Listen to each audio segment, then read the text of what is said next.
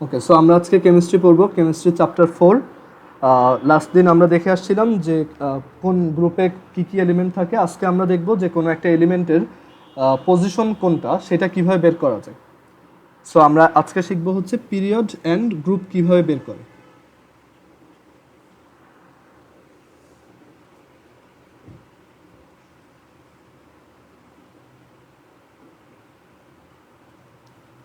এটা এমসিকিউর জন্য খুবই ইম্পর্টেন্ট টপিক অ্যান্ড ক্রিয়েটিভের জন্য। সো আমরা যে কোনো একটা এলিমেন্টের গ্রুপ আর পিরিয়ড নাম্বার কীভাবে বের করব সেটা কয়েকটা সিস্টেম আছে। একটা সিস্টেম হচ্ছে যে আমরা ফার্স্টে তার ইলেকট্রনিক কনফিগারেশন করে নিব। তার ইলেকট্রনিক কনফিগারেশন করলেই সব কিছু ক্লিয়ার হয়ে যাবে। সো ইলেকট্রনিক কনফিগারেশন করব বা ইলেকট্রন বিন্যাস করব। এখন আমরা একটা এক্সাম্পল নিয়ে দেখি। ধরো আমরা পটাশিয়ামের পজিশন বের করতে যাচ্ছি। সো ফার্স্ট অফ অল আমরা তার ইলেকট্রনিক কনফিগারেশন করব। সো পটাশিয়াম 19-এর ইলেকট্রনিক কনফিগারেশন হচ্ছে 1s2 2s2 2p6 3s2 দেন হচ্ছে 3p6 আর এরপর হচ্ছে তোমার 4s2 3d1 সরি 4s, এখানে আমাদের পটাশিয়াম হচ্ছে 19, সো 2 2 4 প্লাস 6 10 12 16 18 আর হচ্ছে 4s1।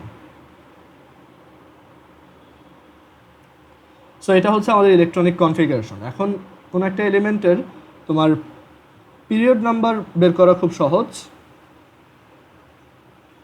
পিরিয়ড নাম্বার হচ্ছে জাস্ট আমাদের এখানে লাস্ট যে এন এর ভ্যালুটা আছে, সবচেয়ে বড় যে এন এর ভ্যালু সেটা। ওকে, সো সবচেয়ে বড় এন এর ভ্যালুটাই হচ্ছে পিরিয়ড নাম্বার 4। সো এটা তোমার 4th পিরিয়ডে আছে। ওকে, আর গ্রুপ নাম্বার বের করাটা একটু ট্রিকি। সো আমরা এখন দেখব কিভাবে গ্রুপ নাম্বার বের করতে হয়। গ্রুপ নাম্বার বের করার জন্য আমাদের যদি এটার ইলেকট্রনিক কনফিগারেশনটা এই টাইপের হয় যে লাস্টে এসপি টাইপের একটা কনফিগারেশন আছে, মানে ধরো S something and then P something, যেমন ধরো S2 আর P3 এভাবে আছে। আমরা জানি যে এস এর ভ্যালুটা ম্যাক্সিমাম তোমার 2 হবে আর পি এর ভ্যালুটা 1 থেকে 6 এর মধ্যে যে কোনো কিছু হতে পারে। সো আমরা যদি দেখি যে লাস্টে এসপি টাইপের আছে, মানে S something then P something, তাহলে আমরা বলবো যে এটার গ্রুপ নাম্বার হচ্ছে 10 প্লাস এস প্লাস পি, মানে 10 প্লাস এস এর উপর যে নাম্বারটা আছে সেটা প্লাস পি এর উপর যে নাম্বারটা আছে সেটা। ওকে, আমরা এক্সাম্পল দিলে এটা ক্লিয়ার হবে। দেন সেকেন্ড রুলটা হচ্ছে যদি আমাদের স্ট্রাকচারটা এরকম হয় যে P something then S something or just S something, মানে পি এর পরে এস অথবা জাস্ট এস, তাহলে গ্রুপ নাম্বার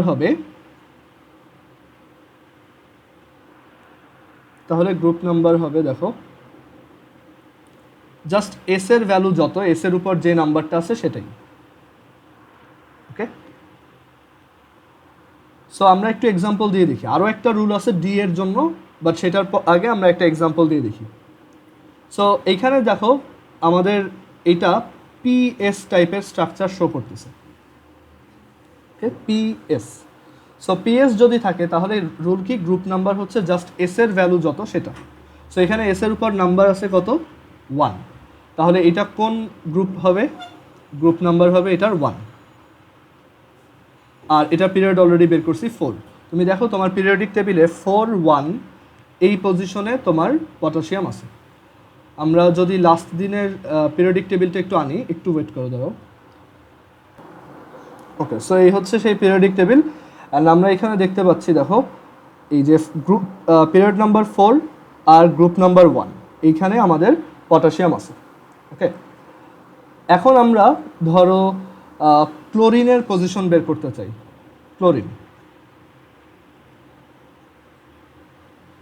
ক্লোরিনের পজিশন বের করতে চাই। সো ক্লোরিনের পজিশন বের করার আগে তার ইলেকট্রনিক কনফিগারেশন করি। ক্লোরিন হচ্ছে 17, that is 1s2 2s2 2p6 3s2 3p5, 3s2 3p5। So এটার পিরিয়ড নাম্বার কত হবে? এটার পিরিয়ড নাম্বার হবে, দেখো লাস্টে এই যে এন এর হাইয়েস্ট যে ভ্যালু, মানে এইগুলাকে বলা হয় কি এন, প্রিন্সিপাল কোয়ান্টাম নাম্বার, বা তার অরবিট কতগুলো আছে। সো এটা থেকে বোঝা যায় যে অরবিট আছে 3টা। সো যতগুলো অরবিট আছে বা তার প্রিন্সিপাল কোয়ান্টাম নাম্বার সবচেয়ে বেশি যে ভ্যালু বা এন এর হাইয়েস্ট ভ্যালু যত, সেটাই হচ্ছে period number. So third period. আর গ্রুপ কত? সো গ্রুপ বের করার সময় আমরা বলে আসছি, যদি আমাদের কাছে এসপি এই টাইপের স্ট্রাকচার থাকে তাহলে আমাদের গ্রুপ নাম্বার হবে 10 plus S plus P. So এখানে এসপি টাইপের স্ট্রাকচার আছে, সো আমাদের গ্রুপ নাম্বার হবে 10 প্লাস এস, এস এর উপর নাম্বার আছে 2, সো 10 প্লাস 2 প্লাস পি এর উপর নাম্বার আছে 5। ওকে, পি এর উপর নাম্বার আছে 5, so 10 plus 2 plus 5 that is 17। So এর জন্য দেখো আমাদের এই এলিমেন্টটা থার্ড পিরিয়ডের গ্রুপ নাম্বার 17 আছে। ওকে, সো এইভাবে আমরা একটা পিরিয়ডিক টেবিলে সবাইকে অ্যারেঞ্জ করতে পারি। ওকে, এখন আমরা দেখব যে আমরা তাহলে এইটুক বুঝলাম পিএস থাকলে কি করতে হবে। পিএস থাকলে জাস্ট এস এর উপরে যে নাম্বারটা আছে সেটা নাও, আর যদি এসপি থাকে তাহলে 10 প্লাস এস এর উপর যে নাম্বারটা আছে প্লাস পি এর উপর যে নাম্বারটা আছে। বাট ডি অরবিটাল থাকলে কি করব? সো আমরা এখন দেখব ডি অরবিটালের জন্য কিভাবে ক্যালকুলেশনটা করতে হবে। সো আমরা একটা ডি অরবিটালের এলিমেন্ট নিয়ে চিন্তা করি, যেমন আমাদের এখানে ডি অরবিটালের একটা এলিমেন্ট হচ্ছে ফেরাস, আয়রন। সো আমরা দেখব আয়রনের কিভাবে তোমার ইলেকট্রনিক কনফিগারেশন করতে হয়। সো আয়রনের ইলেকট্রনিক কনফিগারেশন করার জন্য আমরা ফার্স্টে তার ইলেকট্রনিক কনফিগারেশন করে ফেলি, এটার পজিশন বের করব আমরা। সো আয়রন 26 হচ্ছে 1s2 2s2 2p6, 3s2 3p6, 4s2 2 2 4 6 10 12 6 18 2 20, আর হচ্ছে 26 3d6। সো এটা হচ্ছে আমাদের ইলেকট্রনিক কনফিগারেশন। সো ইলেকট্রনিক আচ্ছা 10 কেন অ্যাড করব আপু? এটা হচ্ছে রুল, এটা মানে পিরিয়ডিক টেবিল এভাবেই বানানো হয়েছে যাতে এটার সাথে 10 প্লাস করলে ওইটা পজিশনটা পাওয়া যায়। ঠিক আছে, এটাই হচ্ছে রুল, পিরিয়ডিক টেবিলটা এইভাবেই বানানো। ওকে, আচ্ছা এখন দেখো এইখানে এই আয়রন 26 এইটার আমরা পজিশন বের করতে চাচ্ছি। সো এটার পিরিয়ড নাম্বারটা ইজিলি বের করা যায়। পিরিয়ড নাম্বার হচ্ছে 4, কারণ এখানে দেখো হাইয়েস্ট হচ্ছে 4। আর গ্রুপ নাম্বার আমরা বের করতে চাচ্ছি। সো যখন আমাদের এরকম ডি অরবিটাল থাকবে, ওকে, তখন তার গ্রুপ নাম্বার কিভাবে বের করব? সো ডি অরবিটালের জন্য রুলটা খুব সিম্পল, সেটা হচ্ছে তুমি জাস্ট ডি এর উপর যে নাম্বারটা আছে সেইটা আর এস এর উপর যে নাম্বারটা আছে সেইটাকে প্লাস করে দাও। ওকে, সো আমরা এখানে লিখে রাখি যে থার্ড রুল হচ্ছে যদি ডি সামথিং থাকে আর এস সামথিং থাকে, দেখো লাস্টে যদি ডি এস এই টাইপের কিছু থাকে তাহলে আমরা বলতে পারি যে তখন গ্রুপ নাম্বার হবে ডি প্লাস এস, মানে ডি এর উপরে যে নাম্বারটা থাকবে সেটা প্লাস এস এর উপরে যে নাম্বারটা থাকবে সেটা। সো এখানে ডি এর উপর নাম্বার আছে 6 আর এস এর উপর নাম্বার আছে 2, so 6 plus 2 that is 8। So আমাদের আয়রন কোথায় থাকবে? দেখো আয়রন থাকবে এই যে গ্রুপ নাম্বার, তোমার পিরিয়ড নাম্বার হচ্ছে 4 আর গ্রুপ নাম্বার হচ্ছে 6 plus 2 that is 8।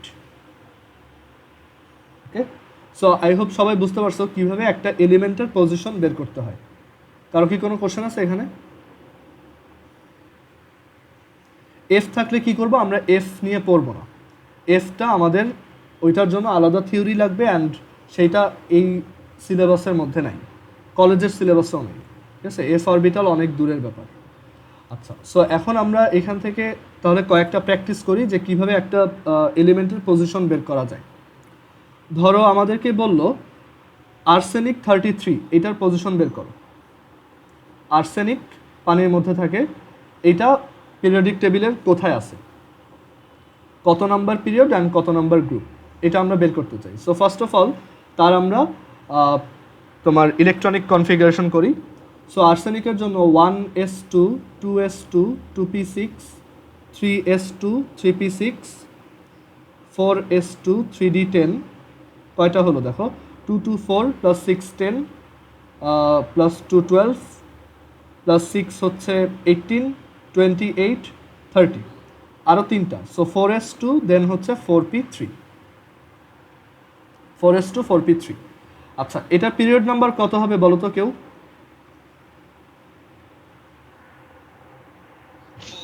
R group number?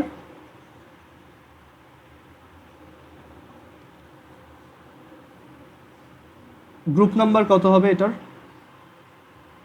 50। হ্যাঁ, কারণ এখানে আমাদের এস প্লাস এসপি এই টাইপের একটা স্ট্রাকচার আছে। হ্যাঁ, রায়ানেরটাও হয়েছে। সো এখানে আমাদের কি করতে হবে, 10 প্লাস এস এর উপর যে নাম্বারটা আছে সেটা, পি এর উপর যে নাম্বারটা আছে সেটা, 10 plus 2 plus 3 that is 15। So এটা ফোর্থ পিরিয়ডের 15 নাম্বার পিরিয়ডে আছে, সরি গ্রুপে আছে। দেখো, ফোর্থ পিরিয়ডের 15 গ্রুপ। সো এইভাবে আমরা একটা এলিমেন্টের পজিশন বের করতে পারি। প্রসেসটা খুবই ইজি, জাস্ট তোমার এই কয়টা জিনিস মনে রাখতে হবে যে পিএস থাকলে হচ্ছে, যদি পিএস থাকে তাহলে এস এর নাম্বারটাই, যদি এসপি থাকে তাহলে 10 plus SP S plus P, আর যদি ডিএস থাকে তাহলে হচ্ছে D plus S. Okay, so এই তিনটা রুল জানলেই তুমি সবগুলো বের করতে পারবা। আমরা এরপর ক্রোমিয়াম দেখি, লাস্ট ওয়ান ক্রোমিয়াম। এটার পিরিয়ড আর গ্রুপ নাম্বার বের করতে চাই। ক্রোমিয়াম হচ্ছে 24। সো ক্রোমিয়ামের ক্ষেত্রে দেখো, এটাকে যদি ইলেকট্রনিক কনফিগারেশন করি, 1s2 2s2 2p6 3s2 3p6 4s2 224 610 12 6 18 20 3d4। But আমরা দেখছিলাম যে ক্রোমিয়াম হচ্ছে একটা এক্সেপশনাল তোমার এলিমেন্ট, যার ইলেকট্রনিক কনফিগারেশন অ্যাকচুয়ালি সুস্থিতি অর্জন করার জন্য বা স্ট্যাবিলিটি অর্জন করার জন্য এখানে 3d4 এর জায়গায় এই 4s থেকে একটা ইলেকট্রন এখানে গিয়ে 3d5 হয়, আর এটা 4s1 হয়, কারণ তখন এটাও অর্ধপূর্ণ বা হাফ ফিল্ড, এটাও অর্ধপূর্ণ বা হাফ ফিল্ড, আর এটাও অর্ধপূর্ণ বা হাফ ফিল্ড, মানে দুইজনই স্টেবল। বাট এর আগে যেরকম ছিল 3d4 আর 4s2, তখন একজন ছিল পূর্ণ মানে স্টেবল, আরেকজন ছিল একদমই আনস্টেবল। সো এটার চেয়ে এই কনফিগারেশনটা বেটার। সো এই এলিমেন্টটা কি করবে, তার 4s অরবিটাল থেকে একটা ইলেকট্রনকে তোমার 3d-তে পাঠিয়ে দিবে। সো আমরা এইভাবে ইলেকট্রনিক কনফিগারেশন করার পর এবার দেখতে পাচ্ছি যে এটার হাইয়েস্ট হচ্ছে 4। সো এটার পিরিয়ড নাম্বার হচ্ছে 4, পিরিয়ড হচ্ছে 4। আর গ্রুপ কত, ডিএস টাইপের স্ট্রাকচার। সো ডিএস, লাস্টে ডিএস থাকলে just D plus S, 5 plus 1, that is group number 6। Okay, so আমাদের এটা গ্রুপ নাম্বার 6-এ থাকবে। আমরা পিরিয়ডিক টেবিলে দেখতে পাই যে এটা ফোর্থ পিরিয়ডের গ্রুপ নাম্বার 6-এ আছে। সো এইভাবে আমরা যে কোনো একটা এলিমেন্টের পজিশন বের করতে পারবো। ওকে, সো পজিশন বের করা শেখার পর এবার আমরা একটা কাজ করব, সেটা হচ্ছে আমরা এবার দেখব কিভাবে তোমার আচ্ছা, তোমাদের কি cation and anion related idea আছে যে ক্যাটায়ন কি অ্যান্ড অ্যানায়ন কি? এটা তোমাদের এইটা ছিল। তারপর আমি একটু শিওর হতে চাচ্ছি যে এটা তোমরা জানো কিনা, ক্যাটায়ন অ্যান্ড অ্যানায়ন কি, এটা কি বুঝো কেউ?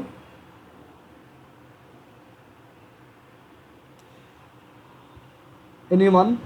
বা একদম ফার্স্ট টাইম শুনছে এরকম কেউ আছো আজকে? ওকে, নাই। সো ক্যাটায়ন হচ্ছে তোমার এরকম, যদি কোনো একটা এলিমেন্ট ইলেকট্রন ছেড়ে দেয়, মানে তার থেকে যদি ইলেকট্রন মাইনাস করে দাও, মানে সে যদি ইলেকট্রন বাইরে বের করে দেয়, তাহলে সে একটা ক্যাটায়নে কনভার্ট হয়। সো সে যদি তোমার 2টা ইলেকট্রন ছাড়ে তাহলে তার চার্জ হবে 2+, ঠিক আছে? সে যদি একটা ইলেকট্রন ছাড়ে তাহলে তার চার্জ হবে জাস্ট প্লাস। আর সে যদি ধরো 3টা ইলেকট্রন ছাড়ে তাহলে তার চার্জ হবে 3+। ওকে, যদি nটা ইলেকট্রন ছাড়ে, nটা ইলেকট্রন বের করে দেয়, তাহলে এটা কি হবে n+। আমরা এটা নিয়ে পরের চ্যাপ্টারে আরও ডিটেলসে পড়ব। সো এটা হচ্ছে ক্যাটায়ন। আর অ্যানায়ন হচ্ছে যদি কোনো একটা এলিমেন্ট একটা ইলেকট্রনকে রিসিভ করে তাহলে সে একটা নেগেটিভ চার্জ যে কনভার্ট হয় সেটাকেই বলা হয় অ্যানায়ন। আয়ন হচ্ছে মানে ক্যাটায়ন আর অ্যানায়ন দুইটাই হচ্ছে আয়ন। আয়ন কারা? যদি কোনো একটা এলিমেন্ট ইলেকট্রন ডোনেট করে বা রিসিভ করে, মানে ইলেকট্রন যদি বের করে দেয় বা ইলেকট্রন যদি বাইরে থেকে রিসিভ করে, এটা তাদেরকে বলা হয় আয়ন। সো আয়ন দুই টাইপের, যারা ইলেকট্রন ডোনেট করে তাদেরকে বলা হয় ক্যাটায়ন, মানে যারা ইলেকট্রন বের করে দেয়, আর যারা ইলেকট্রন রিসিভ করে তাদেরকে বলা হয় অ্যানায়ন। অ্যানায়নরা নেগেটিভ হয় আর ক্যাটায়নরা পজিটিভ হয়। সো একটা ইলেকট্রন যদি একটা ইলেকট্রনকে রিসিভ করে তাহলে সে নেগেটিভলি চার্জড হয়। ধরো সে যদি একটা ইলেকট্রন রিসিভ করে তাহলে সে হবে এক্স মাইনাস, যদি দুইটা ইলেকট্রন রিসিভ করে তাহলে এক্স টু মাইনাস। ওকে, চার্জটা উপরে ডান সাইডে লিখতে হয়। আর যদি ধরো সে এমটা ইলেকট্রন রিসিভ করে তাহলে তার চার্জ হবে এক্স এম মাইনাস। ওকে, সো এইভাবে আমরা চাইলে ক্যাটায়ন অ্যান্ড অ্যানায়নের চার্জ বের করতে পারি। যে কয়টা ইলেকট্রন রিসিভ করবে তার চার্জ তত মাইনাস, আর যে কয়টা ইলেকট্রন ছেড়ে দিবে তার চার্জ তত প্লাস। সো আই হোপ এটা বুঝছো। যেমন ধরো ক্লোরিন হচ্ছে একটা ইলেকট্রন রিসিভ করে অ্যান্ড এর জন্য সে ক্লোরিন মাইনাস আয়নে কনভার্ট হয়। আবার ক্যালসিয়াম হচ্ছে দুইটা ইলেকট্রন ছেড়ে দেয়, তার থেকে দুইটা ইলেকট্রন মাইনাস হয়ে যায়, সো এর জন্য সে ক্যালসিয়াম 2+ আয়নে কনভার্ট হয়। এটা একটা অ্যানায়ন আর এটা একটা ক্যাটায়ন। সো ক্যাটায়ন অ্যানায়নের আইডিয়াটা আই হোপ ক্লিয়ার। এটা আমরা পরের চ্যাপ্টারে আবার দেখব। সো এখন আমরা যেটা দেখব সেটা হচ্ছে ক্যাটায়ন আর অ্যানায়নের ইলেকট্রনিক কনফিগারেশন কিভাবে করতে হয়। ইলেকট্রনিক কনফিগারেশন অফ, মানে ক্যাটায়নের ইলেকট্রন বিন্যাস, ইলেকট্রনিক কনফিগ অফ ক্যাটায়নস। সো একটা ক্যাটায়নের ইলেকট্রন বিন্যাস কীভাবে করবো? সো আমাদেরকে ধরো জিজ্ঞেস করা হয়েছে যে কপার প্লাস, এটার ইলেকট্রনিক কনফিগারেশন লেখো। সো আমরা একটা ইজি এক্সাম্পল দিয়ে আগে দেখি। ধরো আমাদেরকে Na প্লাস এই ইলেকট্রনিক, Na প্লাস না, ধরো আমাদেরকে তোমার লিথিয়াম প্লাস এই ইলেকট্রনিক কনফিগারেশনটা করতে বলছি। সো এটা খুব ইজি, আমরা জানি যে লিথিয়াম 3, সো এটার ইলেকট্রনিক কনফিগারেশন হচ্ছে 1s2 2s1। So lithium plus মানে সে একটা ইলেকট্রনকে বাইরে বের করে দিছে। সো তার স্ট্রাকচারটা যদি আমরা একটু দেখি, যে এখানে মাঝখানে একটা নিউক্লিয়াস, আর এই নিউক্লিয়াসটার চারপাশে কয়েকটা ইলেকট্রন ঘুরতেছে, কয়টা? 3টা। সো ফার্স্ট অরবিটে 2টা ইলেকট্রন ঘুরতেছে এভাবে, আর সেকেন্ড অরবিটে আরেকটা ইলেকট্রন ঘুরতেছে।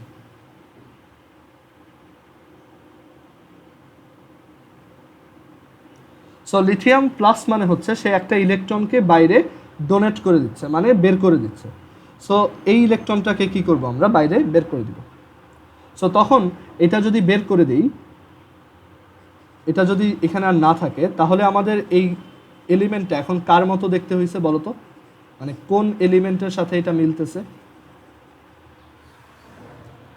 হ্যাঁ, এটা এখন হিলিয়াম অ্যাটমের মতো হয়ে গেছে। সো লিথিয়াম প্লাসের ইলেকট্রনিক কনফিগারেশন আর হিলিয়ামের ইলেকট্রনিক কনফিগারেশনটা একই। সো এটা হবে 1s2,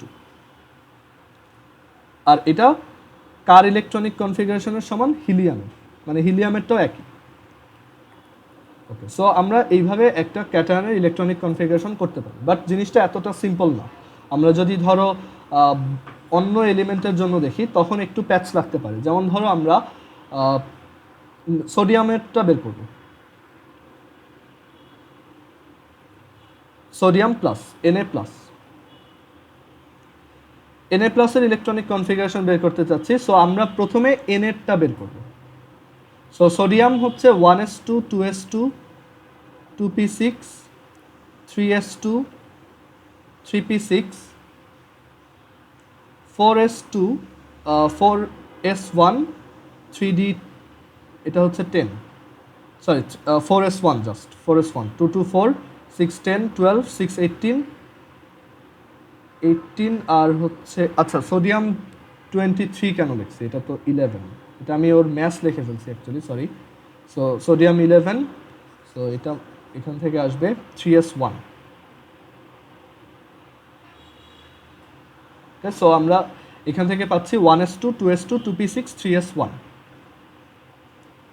সো এখন Na প্লাসের ইলেকট্রনিক কনফিগারেশনটা তাহলে কি হবে, ও জাস্ট বাইরের ইলেকট্রনটাকে বাইরে ডোনেট করে দিবে, একদম আউটার মোস্ট যে ইলেকট্রনটা আছে সেটাকে বাইরে বের করে দিবে।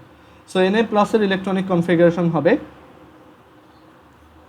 1s2 2s2 2p6। এটা হচ্ছে আমাদের Na প্লাসের ইলেকট্রনিক কনফিগারেশন। ওকে, আচ্ছা, আর এটা কার সাথে মিলে দেখো, 2 2 প্লাস 6 দ্যাট ইজ 10। সো এটা নিয়নের সাথে মিলে,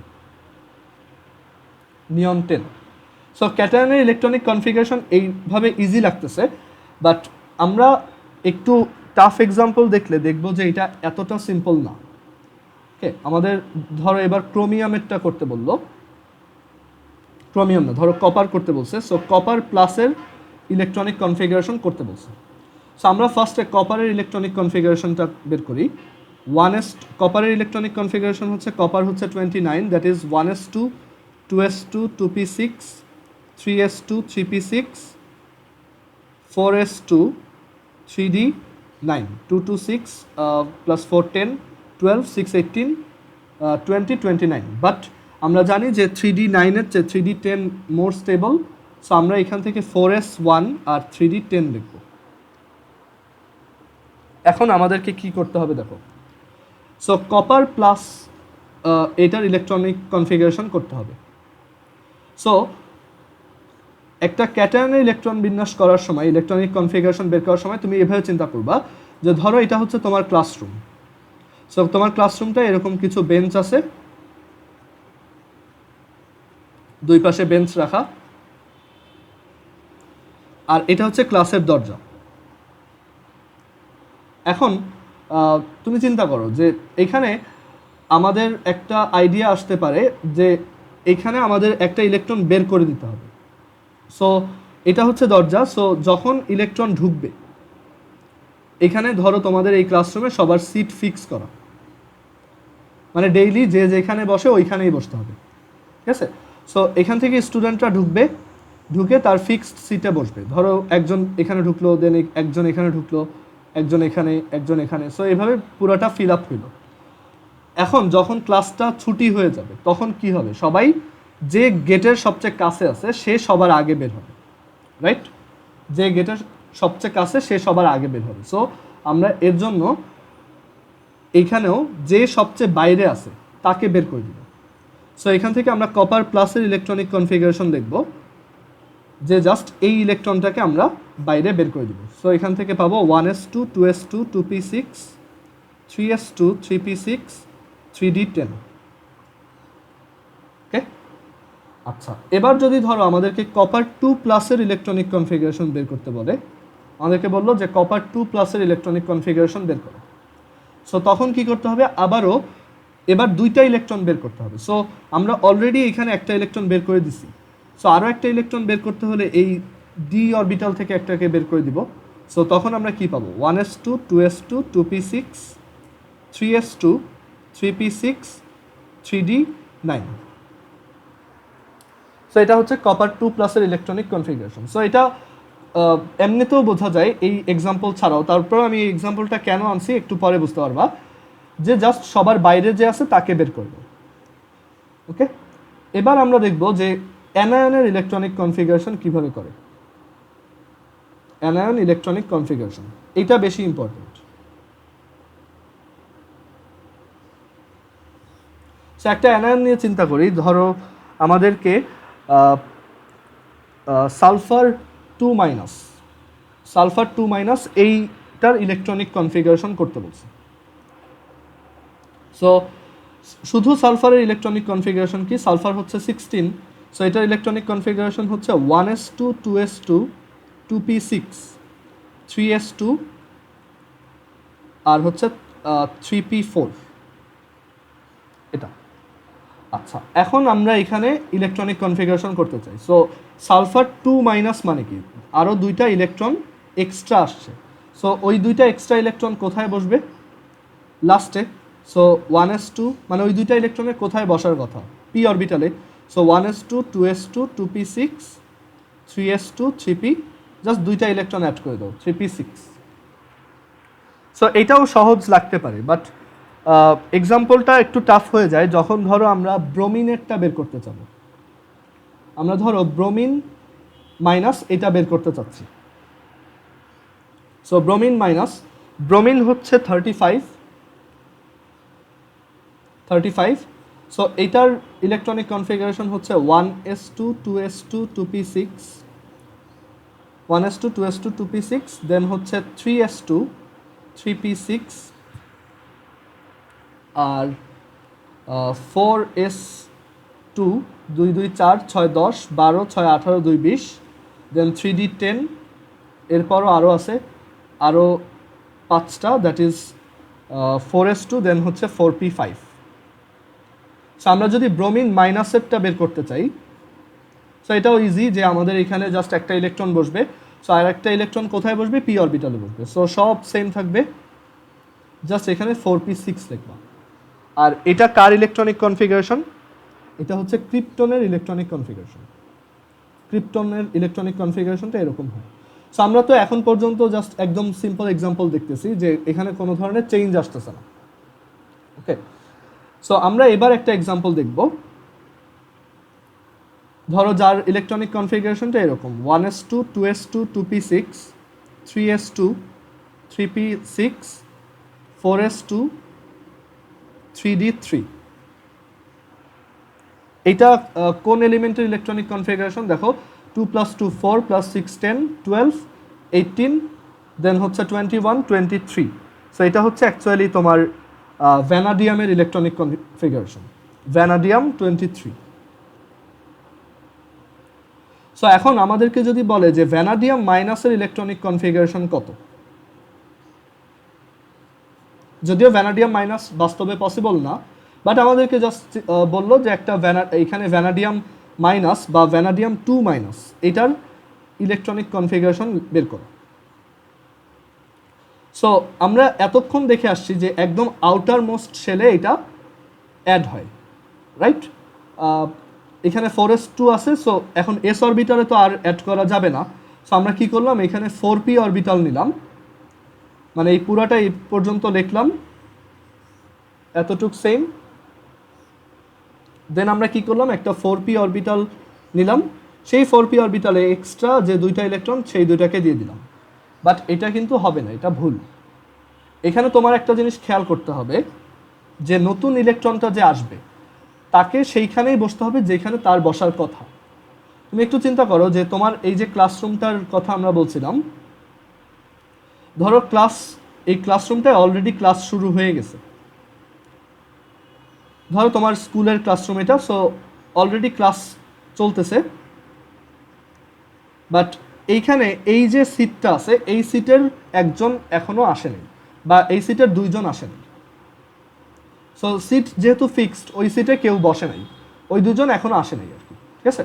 এখন কিছুক্ষণ পর ওই দুজন যদি ক্লাসে আসে তাহলে তারা কোথায় বসবে? তাদের নিজেদের ফিক্সড সিটে গিয়ে বসবে না? তারা কি পিছনের বেঞ্চে বসে যাবে নাকি মানে নতুন একটা পিছনের বেঞ্চে বসে যাবে, নাকি যেখানে তাদের বসার কথা সেখানে বসবে? অবভিয়াসলি যেখানে বসার কথা সেখানে বসবে। সো ইলেকট্রনের ক্ষেত্রে এরকম যে এখানে আমরা জানি যে সবার লাস্টের ইলেকট্রনটা আসলে ডিতে এন্টার করে।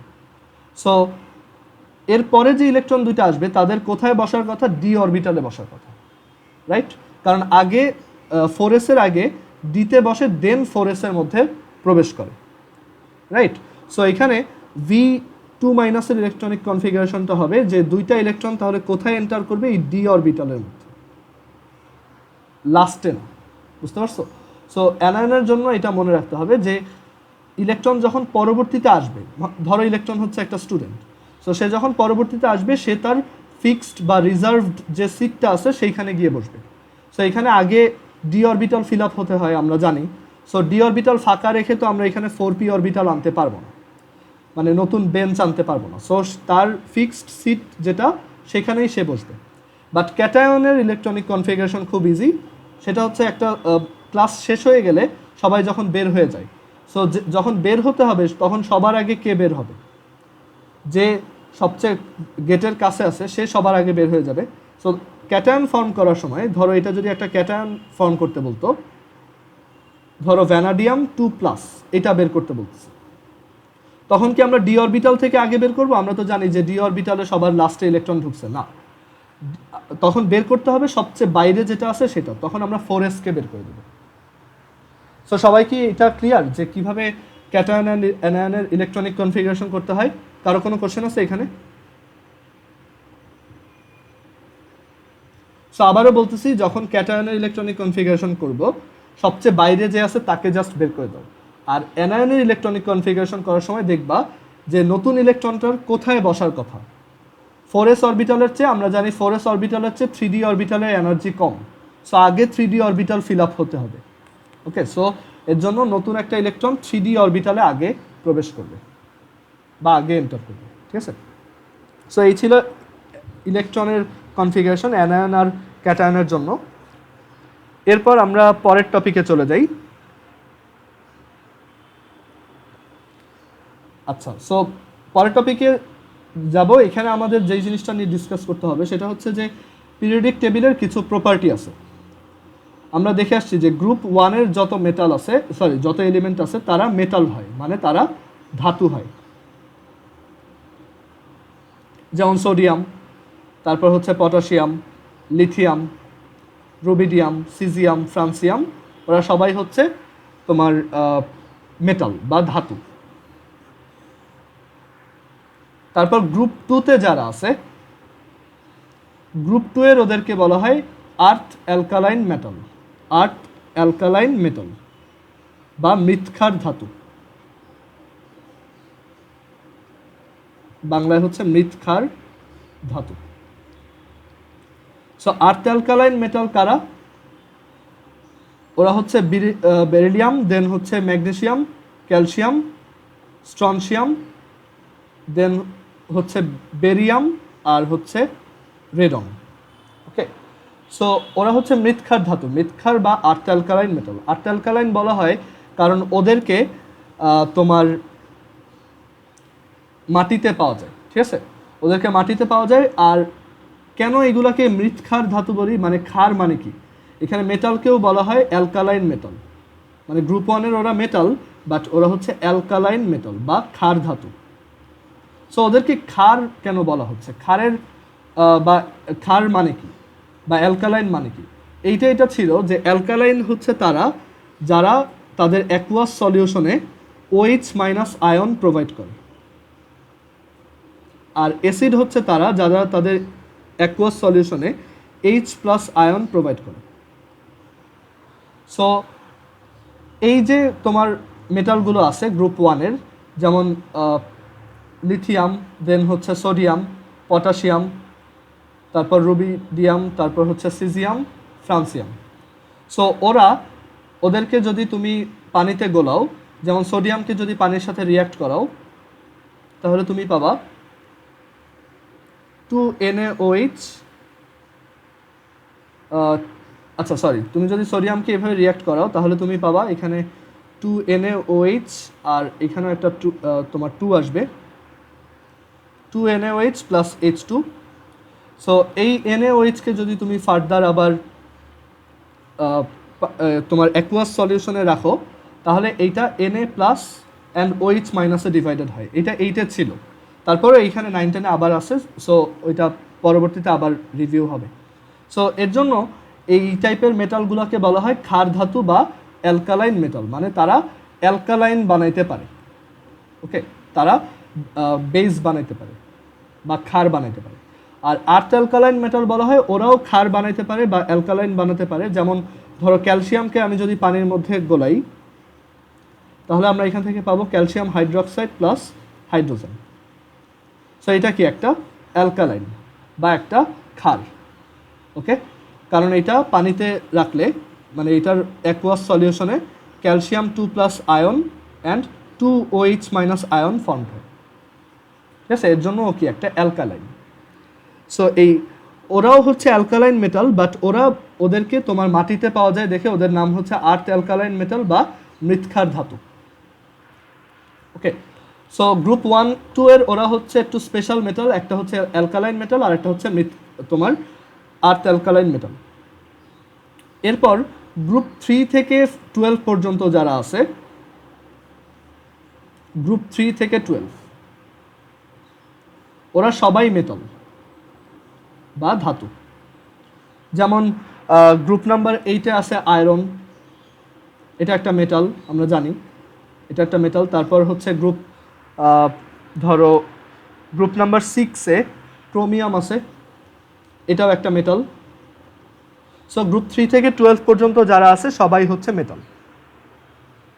ওকে, এরপর গ্রুপ 13। ওকে, সো দেখো এখানে গ্রুপ 13 যারা, গ্রুপ 13-এ কারা ছিল? বোরন ছিল, দেন হচ্ছে অ্যালুমিনিয়াম ছিল, দেন গ্যালিয়াম ছিল, ইন্ডিয়াম ছিল, আর হচ্ছে থ্যালিয়াম ছিল, আর আরেকটা ছিল নিহোনিয়াম, বাট নামগুলো অত দরকার নেই।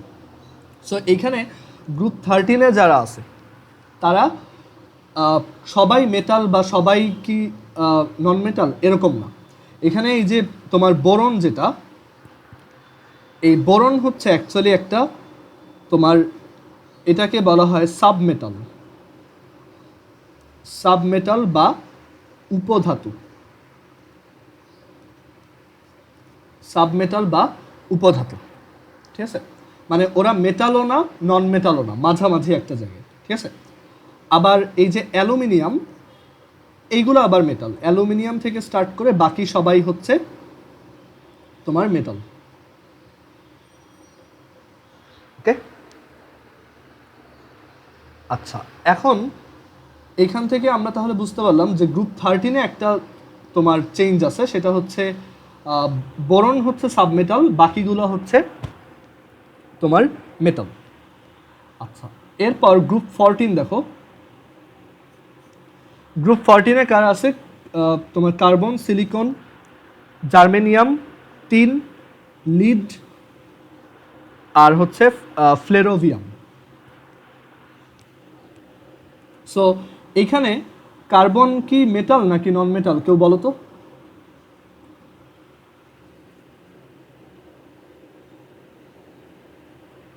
এনিওয়ান, কার্বন কি মেটাল নাকি নন মেটাল?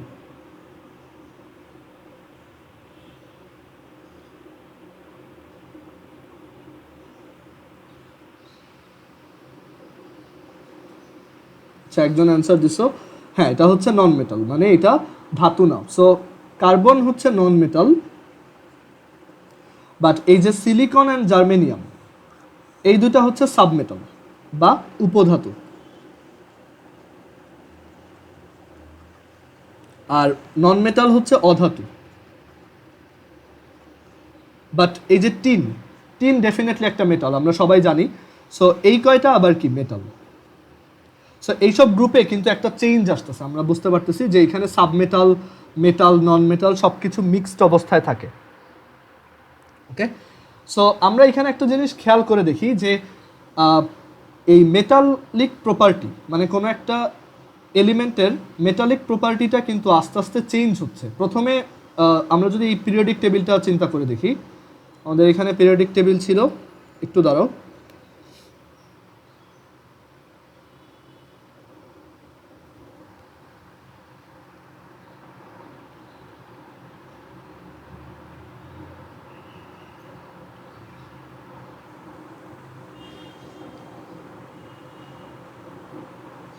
সো আমরা এখানে দেখছি যে এই পিরিয়ডিক টেবিলটাতে উপরে এই যে গ্রুপ 1 যেটা আছে, লেফট সাইডে গ্রুপ 1 যেটা, সেইখানে সবাই হচ্ছে মেটাল, এইখানে সবাই মেটাল, এখানেও সবাই মেটাল, এখানেও মানে আস্তে আস্তে দেখো সবাই মেটাল, এই পর্যন্ত সবগুলোই হচ্ছে মেটাল। বাট এখানে এসে একটা চেঞ্জ দেখলাম যে বোরন মেটাল না, এটা হচ্ছে একটা সাবমেটাল, বাট নিচেরগুলো আবার মেটাল। তারপর 14 নাম্বার গ্রুপে দেখলাম কার্বন হচ্ছে নন মেটাল, এটা হচ্ছে তোমার সাবমেটাল, আর এইগুলো হচ্ছে আবার মেটাল বা ধাতু। 15 নাম্বার গ্রুপে এই যে নাইট্রোজেন আর হচ্ছে ফসফরাস, এইগুলো হচ্ছে নন মেটাল মানে অধাতু। দেন আর্সেনিক, এটা হচ্ছে একটা তোমার সাবমেটাল, আর এরপর বাকিগুলো হচ্ছে মেটাল। তো এখানে বুঝতে পারতেছো যে একটা চেঞ্জ দেখা যাচ্ছে, তুমি যত রাইট সাইডে যাচ্ছ, এখানে যত রাইট সাইডে যাচ্ছ তোমার মেটালিক প্রপার্টি কি হচ্ছে, মানে ধাতব যে ধর্ম কোনো একটা এলিমেন্ট মেটাল কিনা সেই প্রপার্টিটা কি আস্তে আস্তে কমে যাচ্ছে না, মেটালিক প্রপার্টিটা ডিক্রিজ হচ্ছে না বারবার। সবচেয়ে ভালো মেটাল কারা, এই যে এইগুলো মানে গ্রুপ 1-এ যারা আছে ওরা হচ্ছে একদম সবচেয়ে স্ট্রংগেস্ট মেটাল, সবচেয়ে আইডিয়াল মেটাল। তারপর আস্তে আস্তে মেটালের প্রপার্টি আস্তে আস্তে কমতে থাকে, মানে আস্তে আস্তে খারাপ মেটাল হতে থাকে। অ্যান্ড যত ডান দিকে যাব তত এগুলো মেটাল থেকে আস্তে আস্তে কিসে কনভার্ট হয়, নন মেটালে কনভার্ট হয় বা সাবমেটালে কনভার্ট হয়। সো যত রাইট সাইডে যাচ্ছি তত মেটালিক প্রপার্টি কি হচ্ছে, কমতেছে। কারণ কি এটা নিয়ে কোনো কনফিউশন আছে? আবার দেখো এই গ্রুপে সবাই নন মেটাল, তারপর এই গ্রুপেও সবাই নন মেটাল। সো যত ডান দিকে যাচ্ছি, রাইট সাইডে যাচ্ছি, তত আমাদের এলিমেন্টগুলো নন মেটাল হয়ে যাচ্ছে। ঠিক আছে?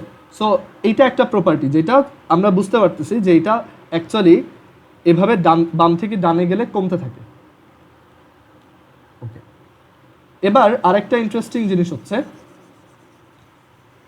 আমরা যদি ডান দিকে না গিয়ে একই গ্রুপে নিচের দিকে নামতে থাকি তাহলে মেটালিক প্রপার্টিটা ইনক্রিজ হয়, মানে ধাতব প্রপার্টিটা বাড়তে থাকে, মেটালিক প্রপার্টি ইনক্রিজ হয়। আমরা এটা আরও ডিটেলসে পড়বো, বাট এখন একটা জিনিস বোঝানোর ট্রাই করতেছি যে একটা পিরিয়ডিক টেবিলে অ্যাকচুয়ালি যে কোনো একদিকে মুভ করলে কোনো একটা প্রপার্টি চেঞ্জ হয়। সো আমরা যদি এখানে উপর থেকে নিচের দিকে যাই তাহলে মেটালিক প্রপার্টিটা ইনক্রিজ হবে, মানে তুমি যত নিচে যাবা তত ভালো মেটাল পাবা। ঠিক আছে? সো এখান থেকে তাহলে বলো তো সবচেয়ে স্ট্রং মেটাল কোনটা?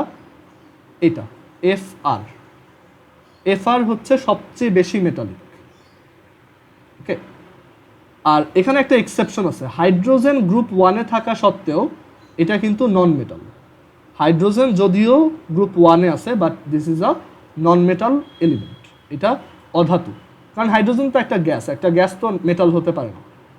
ওকে, সো এখানে মেটাল হচ্ছে জাস্ট এই কয়জন। সবচেয়ে স্ট্রং মেটালকে Fr, কারণ আমরা জানি যত ডান দিকে যাব মেটালিক প্রপার্টি তত কমবে, আর যত নিচের দিকে নামবো তত মেটালিক প্রপার্টি বাড়বে। সো ফ্রান্সিয়াম হচ্ছে সবচেয়ে বেশি মেটালিক। তাহলে এখন চিন্তা করে দেখো তো, অ্যালুমিনিয়াম বেশি ভালো মেটাল নাকি তোমার ইন্ডিয়াম ভালো মেটাল? অবভিয়াসলি ইন্ডিয়াম, কারণ এটা নিচে আছে। আবার আয়রন বেশি ভালো মেটাল নাকি তোমার এখানে এই যে HS উইচ ইজ হ্যাসিয়াম, হ্যাসিয়াম ভালো মেটাল? অবভিয়াসলি হ্যাসিয়াম হচ্ছে ভালো মেটাল। ওকে, আর মেটাল চেনার একটা ভালো ওয়ে হচ্ছে, একটা ইজি ওয়ে হচ্ছে মেটালের নামের শেষে আম থাকে। ঠিক আছে? দেখো lithium, sodium, potassium, rubidium, caesium, francium, তারপর ফেরাম, তারপর হচ্ছে হ্যাসিয়াম, অ্যালুমিনিয়াম, ইন্ডিয়াম, সব লাস্টে হচ্ছে আম। সো আম থাকলে আমরা কি বলবো, এটা একটা মেটাল বা ধাতু। ওকে, সো আমরা এইভাবে মেটাল চিন্তা করতে পারি। আর এখানে আমরা তাহলে বুঝলাম যে একটা পিরিয়ডিক টেবিলে যত বাম থেকে ডান দিকে যাব তত এই মেটালিক প্রপার্টিটা কমতে থাকে, মানে আস্তে আস্তে মেটাল কমে যায় আর নন মেটাল বাড়তে থাকে। আর যত নিচ থেকে উপর থেকে নিচে যাব তত আমাদের মেটালিক প্রপার্টি বাড়বে, মানে উপরেরটা যেই টাইপের মেটাল, নিচেরটা তার থেকে স্ট্রং মেটাল। যেমন সোডিয়ামের থেকে পটাশিয়াম বেশি স্ট্রং মেটাল। ঠিক আছে? ম্যাগনেসিয়াম থেকে ক্যালসিয়াম বেশি অ্যাক্টিভ বা স্ট্রং মেটাল। সো এখান থেকে আমরা বুঝলাম যে একটা পিরিয়ডিক টেবিলে কোনো একটা প্রপার্টি এভাবে চেঞ্জ হতে পারে। সো এই টাইপের প্রপার্টিগুলোকে বলা হয় পিরিয়ডিক প্রপার্টি। পিরিয়ডিক প্রপার্টি বা বাংলায় বলা হয় পর্যায়বৃত্ত ধর্ম। পিরিয়ডিক প্রপার্টি কারা? যারা পিরিয়ড টু পিরিয়ড চেঞ্জ হতে থাকে। পিরিয়ড টু পিরিয়ড চেঞ্জ হতে থাকে মানে এখানে দেখা যায় যে একই পিরিয়ডে বাম থেকে ডান দিকে যদি যাও তাহলে এক ধরনের প্রপার্টি চেঞ্জ দেখা যায়, আর যদি উপর থেকে নিচে যাও বা নিচ থেকে উপরে উঠো তখন প্রপার্টি চেঞ্জটা অন্যভাবে দেখা হয়। ঠিক আছে? সো এরকম পিরিয়ডিক প্রপার্টি কারা কারা আছে? এরকম কিছু পিরিয়ডিক প্রপার্টি আছে যে আমরা সেই পিরিয়ডিক প্রপার্টিগুলো একটা লিস্ট করব অ্যান্ড দেন আমরা নেক্সট দিন এগুলো সম্পর্কে আরও ডিটেলসে পড়ব। পিরিয়ডিক প্রপার্টি কারা? ফার্স্ট অফ অল আমরা এই যে একটু আগে একটা পিরিয়ডিক প্রপার্টি দেখলাম যে মেটালিক প্রপার্টি, মানে কোনো একটা এলিমেন্টের ধাতব ধর্ম। সো এই প্রপার্টিটা কিভাবে চেঞ্জ হয়? আমরা যদি একটা পিরিয়ডের লেফট টু রাইট যাই তাহলে এইটা আস্তে আস্তে তোমার ডিক্রিজ হয়, মানে কমতে থাকে। যত বাম থেকে ডানে যাবা এটা তত কমতে থাকবে, আর তুমি যত উপর থেকে নিচে যাবা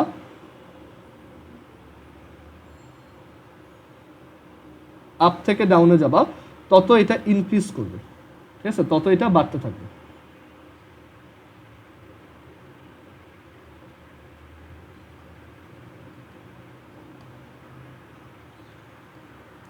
আচ্ছা, এখন লেফট টু রাইট গেলে যদি ডিক্রিজ হয় তাহলে রাইট টু লেফট হলে কি হবে? আমরা যদি ডান দিক থেকে বামে আসি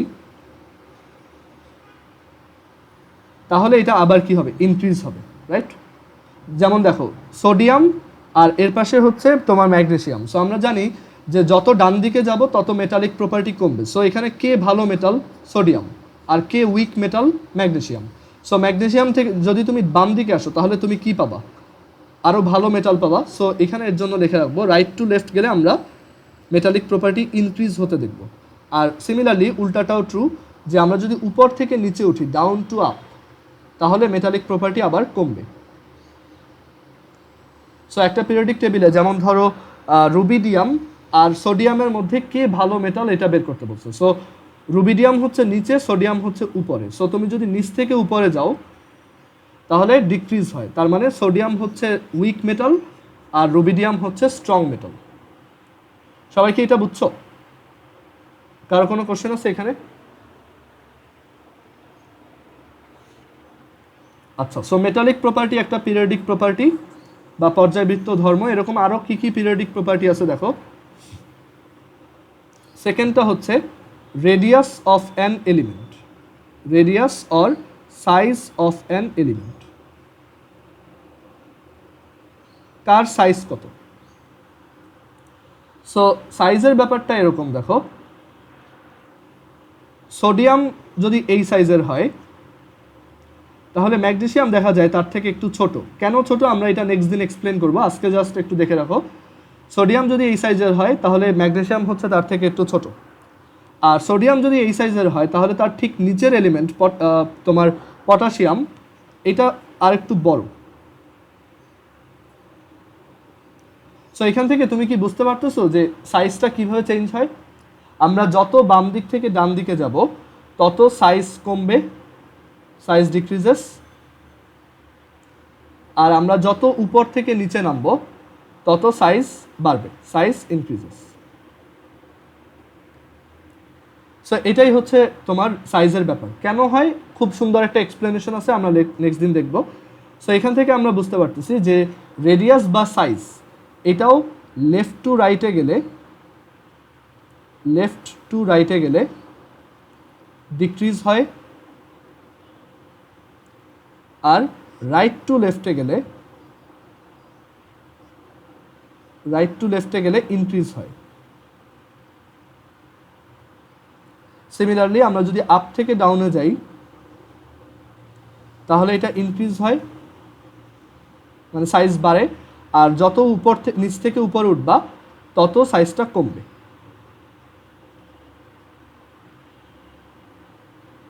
সো এখান থেকে বলো তো আমাদের এই যে পিরিয়ডিক টেবিলটা আছে সেই পিরিয়ডিক টেবিলটা থেকে আমরা ধরো দুইটা র্যান্ডমলি চুজ করলাম, একটা হচ্ছে আয়োডিন আর হচ্ছে ক্লোরিন। সো এখানে বলো তো কে বড় আয়োডিন আর ক্লোরিনের মধ্যে? আয়োডিন আর ক্লোরিনের মধ্যে কার সাইজ বড়?